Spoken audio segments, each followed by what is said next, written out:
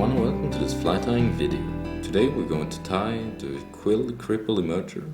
Here on the device I have a Hanák H390 BL, and this is a clink hammer hook, light wire. For the thread I'm going to use the Nanosilk from Semperfli, 80-0 in beige.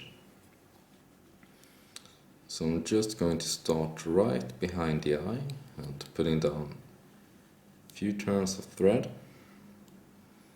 And here I'm just going back to where the barb is on a hook with barb, and you can cut off the excess.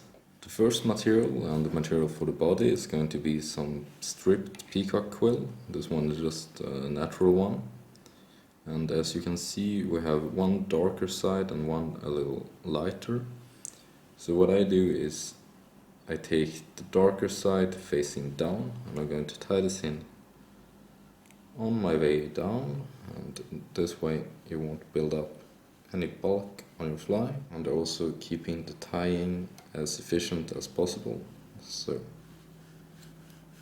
here I'm just going to go back up again, and this is to build up a smooth underbody for this fly. And with this 80-0 thread you're not going to get much of a taper, but maybe we can try to put some in. So I'm just going to cut off the excess and a few turns down, just a little way down the band, and then up again, and this way we're going to build a natural taper, but it really works fine without the taper as well. And now for the body, as we have this tied in like this, I'm going to try to keep this darker edge always facing down, and then touching turns, or you can also put just the tiniest space between them if your quill is just a little bit too short, or if you want to have that effect on it. You could also put some bright thread under it as for the underbody, and this will shine through if you leave a little bit of space in between. You could also use some pearl tinsel, works really well.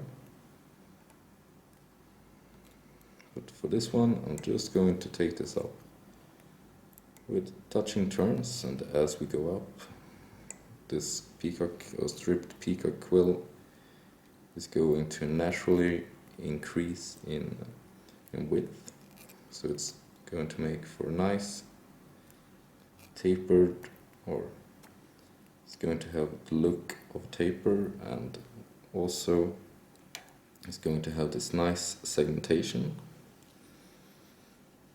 And I really like to use peacock quill as the bodies for the flies. It's not so robust of a material, but it sure makes for really great bodies. And then a few turns just to tie this in. And here what I'm going to do is I'm going to whip finish, and this is the easiest way, because then I'm going to coat the fly or the body with some UV resin, and this way you can tie a whole bunch of these at the same time. Just whip finish and then do all the resin at the same time. So here I'm going for this Deer Creek Diamond Fine Flex, and I'm just going to put down the thinnest amount, or the smallest amount possible, to do just a really thin coat all over. And then with your dubbing needle you can come in and move this around just a little, and I'm going to try to make a slight taper here as we have this resin. Just set it with your UV torch. A few seconds is enough, and then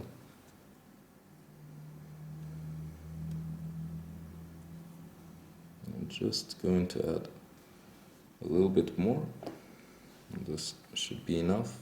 If you have too much, we can then just take it away.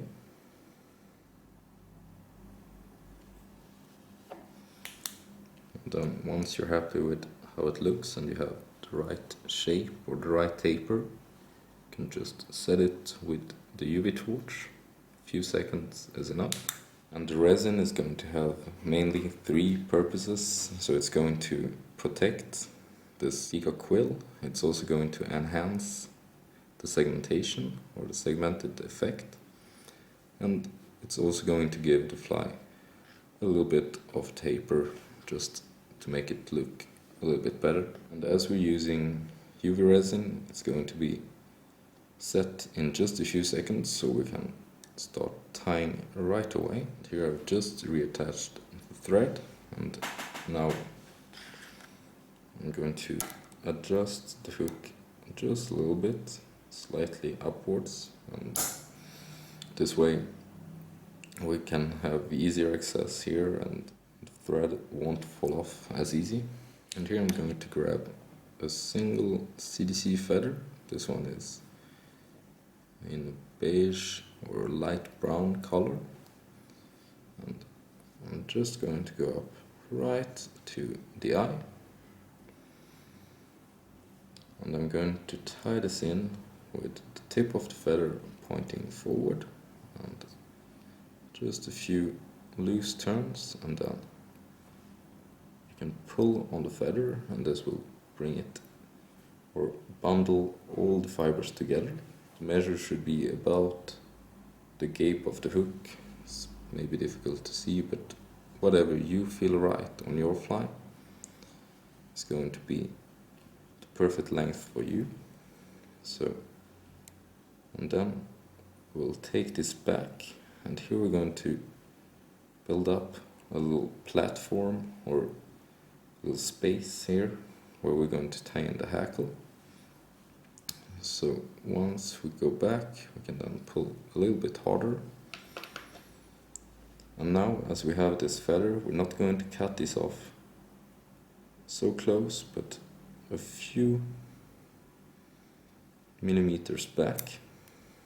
And this is going to make some wingbuds on the little fly. So both this and this is going to help the fly float and also imitate both the wingbuds and the wings on the fly. And this CDC feather, you could also go with some white or some darker colors. I have also done some in the color in a natural black color, and works really well. For the two last materials, we're going to tie these in here right in between these two bundles of CDC. And the first one is some dry fly hackle. This one is a whitings saddle, brown and like beige color. So here, to prep the feather, I'm just going to remove a little bit of the fluff from the bottom, and then I'm going to tie this in. It really doesn't matter how you tie this in, just tie it in between the two bundles of CDC. And last, we're going to tie in some more peacock, this time some peacock herl. And here I've just prepped two herls and cut off the tips. And we're going to tie this in and then bring this back, and going to take these back to where we tied in, or where we left this little CDC bundle. Here, a little neat trick to have a strong fly that will last for many fish is to wind on the peacock herl onto the thread, and I'm doing this counterclockwise, and I'm going to do exactly the same with the hackle. And once you've got this started, we can then just spin this a little counterclockwise, and this is going to bring out the fibers just a little and also make for a nice little chenille or whatever. And then I'm going to bring this forward, and for each turn I'm going to pull back as many fibers or as many hackle fibers as possible.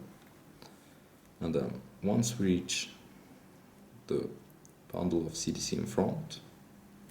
You can then just stop, and we're going to unwind or uncord all these materials, and then just a few more turns to secure. So one in front to bind down all these materials, and then bring back the little CDC bundle in front, and we're going to do the last turns right behind the eye, and this way we can push back this just a little to make it stand right up. And the easiest thing to do is to whip finish at this point. This way we can then just leave the thread and don't worry about this anymore. So 3-4 turns, pull tight and cut off. Then reach in with your scissors and cut off all materials at the same time. And now we can start bringing back a few of the hackle fibers that have been stuck in the wrong position. So just set these exactly where you want them. So here we have incorporated in the middle the Peacock Herl, and we also have this dry fly hackle, and all this is really secure as we have the thread going through it all the way. And this is a neat little trick just to get this all in one go, instead of doing first the Herl, then the hackle, and then with your thread through it. So there we have the Quill Cripple Emerger. Thank you for watching. Don't forget to subscribe if you haven't already. See you next time, and happy time.